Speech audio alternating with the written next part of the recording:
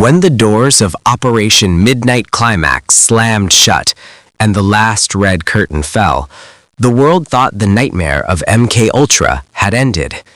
But secrets do not die that easily. They scatter into files, into whispers, into the bloodstream of a nation that wanted to forget. Tonight, we uncover what happened after the experiment, the aftermath of the CIA's mind control program, the cover-ups, the denials, the legacy that shaped American power and paranoia for generations to come. This is the final reckoning of Project MK Ultra. Washington, 1973. In the basement of CIA headquarters, stacks of classified folders are hauled into a furnace room. Flames consume them, one by one.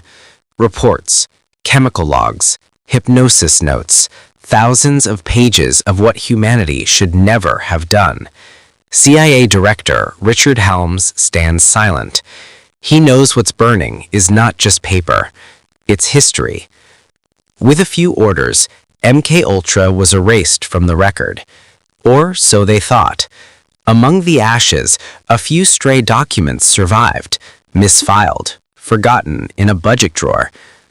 Those papers would one day ignite the scandal the CIA feared most. Across America, strange stories were surfacing. A housewife in Kentucky claiming she was drugged during therapy.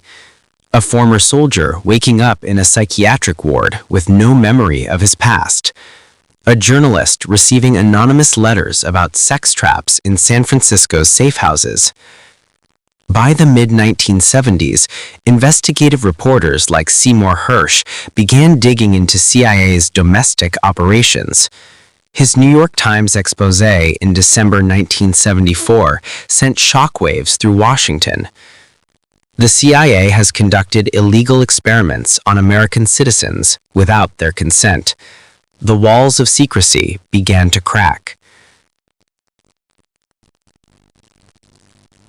January 1975, Senator Frank Church convened a Senate committee to investigate the intelligence agencies of the United States. Under the bright lights of Capitol Hill, witnesses spoke in hesitant tones. A parade of ex-agents, doctors, and bureaucrats faced questions they had avoided for decades. What was Project MK Ultra? How many were experimented on? Were American citizens harmed? The answers were evasive. Some said they couldn't recall. Others claimed records were destroyed. But between the silences, the truth screamed.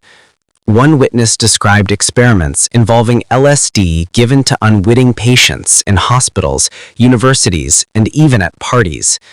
Another spoke of Operation Midnight Climax, where prostitutes and drugs were used as bait in government-funded brothels. Television cameras rolled. The public gasped. For the first time, America saw its government confess to crimes against its own people.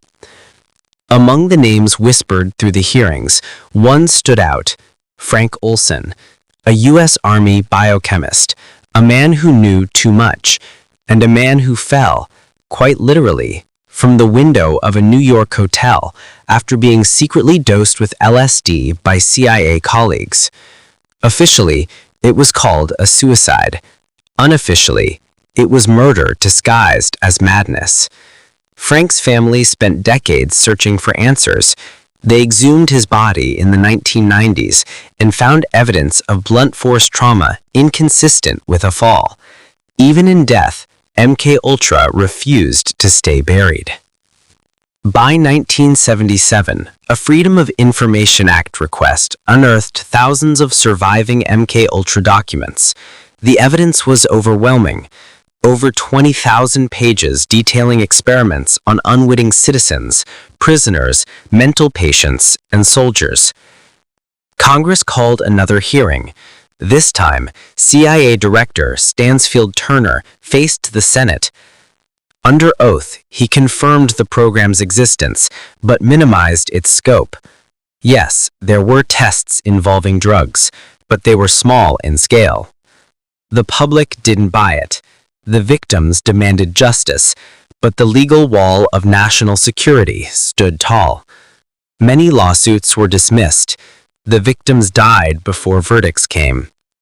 The government apologized, quietly, bureaucratically. But no one went to prison. No one was truly held accountable. While the hearings raged, another revelation emerged: Operation Chaos, a domestic surveillance campaign targeting anti-war protesters, civil rights leaders, and journalists.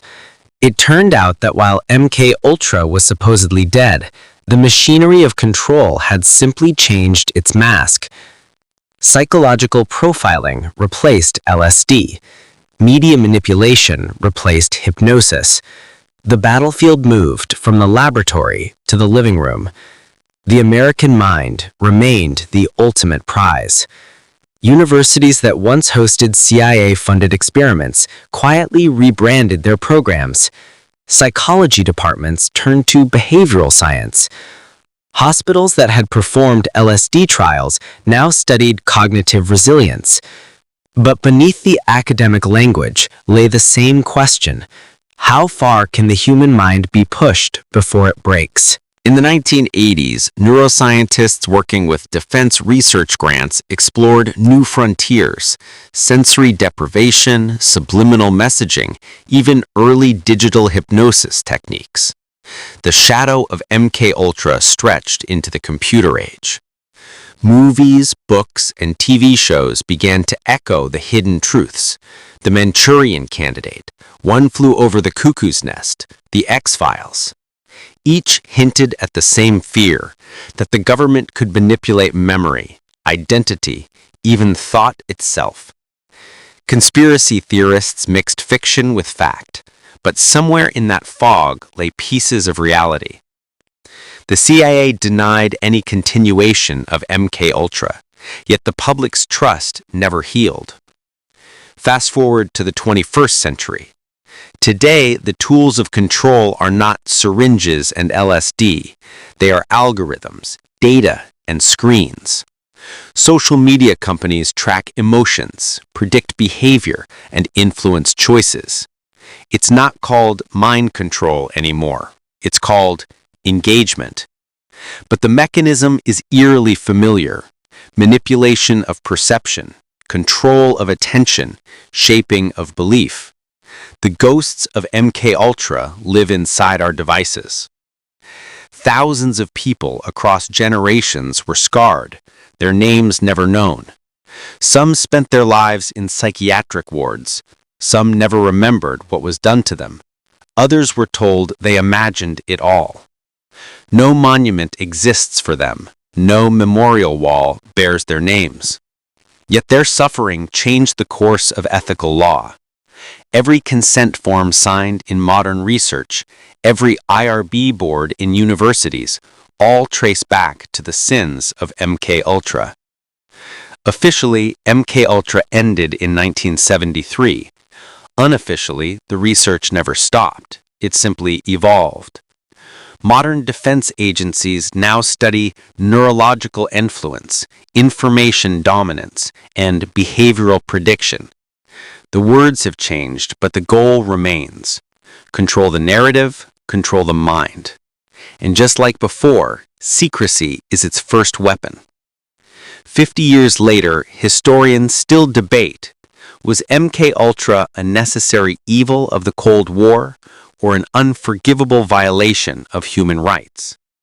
The answer lies somewhere in the silence of those who ordered it and those who obeyed. History records many wars, but the war for the human mind may be the most dangerous one of all, because it never ends. In the ashes of burned files and broken minds, America learned that freedom is fragile. The true danger is not in foreign enemies, but in the belief that we are immune to the darkness within. MK Ultra began as an experiment in control, but its real legacy is a warning. When a government seeks to own the human mind, it loses its own soul. This was the aftermath. This was the mind war, and the story is still not over.